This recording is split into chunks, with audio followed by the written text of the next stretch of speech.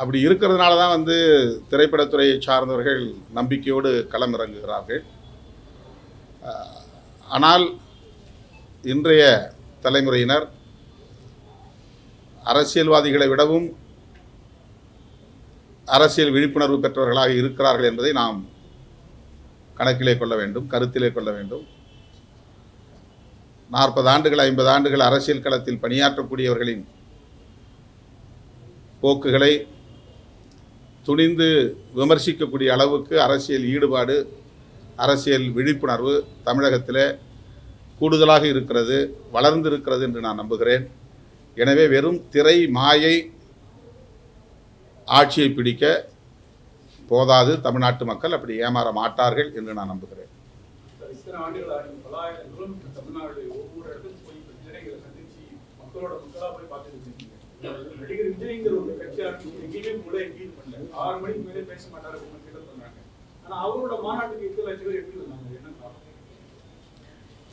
லட்சக்கணக்கிலே மக்கள் திரளுவது என்பது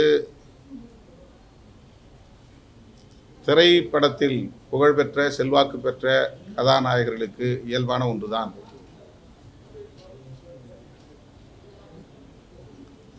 ஆந்திராவிலே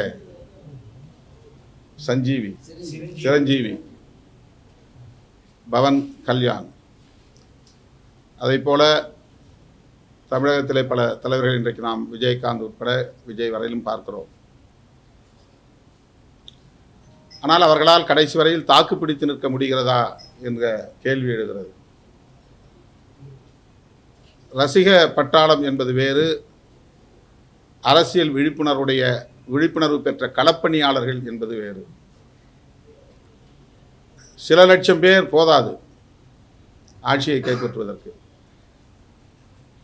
5 லட்சத்திலிருந்து 10 லட்சம் பேர் ஒரு இடத்திலே திரண்டால் உங்களுக்கு பிரமிப்பை உருவாக்கும். ஆனால் அது ஆட்சிக்கு பயன்படாது. அதை வைத்து நாம் ஆட்சி மாற்றமே நிகழ்ந்துவிடும் என்று சொல்ல முடியாது. கட்சி தொடங்கி இத்தனை ஆண்டுகள் கடந்த நிலையில் 2 மாநில மாநாடுகளை நடத்தியிருக்கிறார்கள். 1வது மாநாடு 2வது மாநாடு என்று தான் அதற்கு பெயர் சூட்ட முடிந்ததை தவிர கருத்தியல் சார்ந்து அந்த மாநாட்டுக்கு பெயர் சூட்ட முடியவில்லை. அதில் ஒரு ஐடியாலஜிக்கல் கான்செப்ட் இல்லை. நாங்கள் மாநாடு நடத்துகிறோம்னா வெல்லும் ஜனநாயகம் மாநாடு, அதில் ஒரு கான்செப்ட் இருக்குது. தேசம் காப்போம் மாநாடு, அதில் ஒரு கான்செப்ட் இருக்குது. மது ஒழிப்பு மாநாடு, அதில் ஒரு கருத்தியல் இருக்குது. அரசமைப்பு சட்டத்தை காப்போம் அப்படின்னு ஒரு பெயர் சொல்லி அதில் ஒரு மாநாடு போடுறோம். அந்த மாதிரி மாநாட்டுக்கு 1வது மாநாடு 2வது மாநாடு 3வது மாநாடு போடுறாங்கனாலே ஐடியாலஜிக்கலாக அவங்களால பொருத்தி பார்க்க முடியல. இந்த கான்ஃபரன்ஸ் ஃபார் வாட் பர்பஸ், இந்த ஐடியாலஜிக்கல் பொருத்தப்பாடுங்கிறது இல்லை. அதில் 3 மணி நேரமோ 4 மணி நேரமோ நிகழ்ச்சி நடந்தது. வெறும் கூச்சல், வெற்று சவடால்கள், விஜய் மாநாடு என்று தான் சொல்ல வேண்டிய நிலை இருக்கிறது. அதில் அதிகபட்சமாக ஆட்சியை கைப்பற்றுவோம் என்கிற ஒரு வேட்கை தெரிகிறது. அதனால் திமுகவை வீழ்த்துவோம் என்கிற வெறுப்பு வெளிப்படுகிறது. மற்றபடி அதில் அரைத்த புளித்தமாவே அரைக்கிற ஒரு மாநாடாகத்தான் அது முடிந்ததை தவிர, போன மாநாட்டில் சொன்னது ரைட், இந்த மாநாட்டில் அடுத்த ஒரு டெவலப்மெண்ட் இருக்கணும், நாங்கள் என்ன செய்ய போகிறோம் அப்படிங்கிறது இருக்கணும். அல்லது இன்றைக்கி நடந்து கொண்டு இருக்கிற நடப்பு அரசியல் குறித்து, இன்றைக்கி எஸ்ஐஆர் ஒரு பேர்னிங் இஷ்யூ, அதை பற்றி எதுவும் அவர் பேசலை. ஸ்பெஷல் இன்டென்சிவ் ரிவிஷன் பீகாரில் யாத்ரா போயிட்டுருக்கிறார். நாடு தழுவிய பிரச்சனை, ஒரு செஷனே நடக்கலை இந்த பிரச்சனைக்காக. அடுத்து 3 சட்டங்கள் 30 நாள் உள்ளே இருந்தால் போதும் அவங்க பதவியை பறிச்சிட முடியும்னு ஒரு சட்டம் வந்திருக்கு. அது தொடர்பாக 3 சட்டங்கள் வந்திருக்கு. இந்த சட்டங்கள் பற்றி அவங்களுடைய நிலைப்பாடு என்ன சொல்லலை. தமிழ்நாட்டில் தூய்மை பணியாளர்கள் பிரச்சனை இப்போ பெரிய அளவில் விவாதிக்கப்பட்டது, அதை பற்றி அந்த கருத்தும் இல்லை. தமிழ்நாடு உட்பட இந்தியா முழுவதும் ஆணவ கொலைகள் அதிகரித்து கொண்டிருக்கின்றன, ஹானர் கில்லிங்ஸ், அதை பற்றி அவங்க நிலைப்பாடு என்ன தெரியல. பெரியார் என்ன சொன்னார், அதை சார்ந்த எந்த பேச்சும் இல்லை. அம்பேத்கர் எதற்காக பாடுபட்டார், அதை சார்ந்த எந்த கருத்தும் இல்லை. வெறும் திமுக வெறுப்பு, ஆட்சி அதிகாரம் என்கிற நிலையில் தான் ஒரு மாநாடு நடந்து முடிந்திருக்கிறது. எனவே அவங்க ஐடியாலஜிகளோட இன்னும் சிங்க்ரனைஸ் ஆகலை.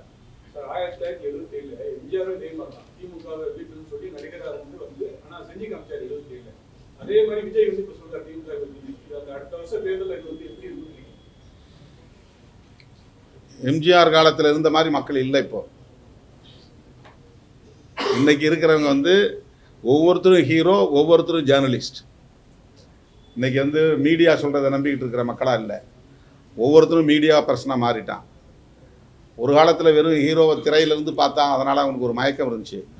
இன்றைக்கி ஒவ்வொருத்தரும் தானே ஹீரோங்கிற லெவலுக்கு வந்து மேலே வந்திருக்கிறான். அதனால் அந்த 77 காலம் வேற, 2026 காலம் வேற. டயா பூஸ்டர் சுகருடைய ரிமோட் கண்ட்ரோல் இனி உங்க கையில. அனைத்து மருந்து கடைகளிலும் கிடைக்கும்.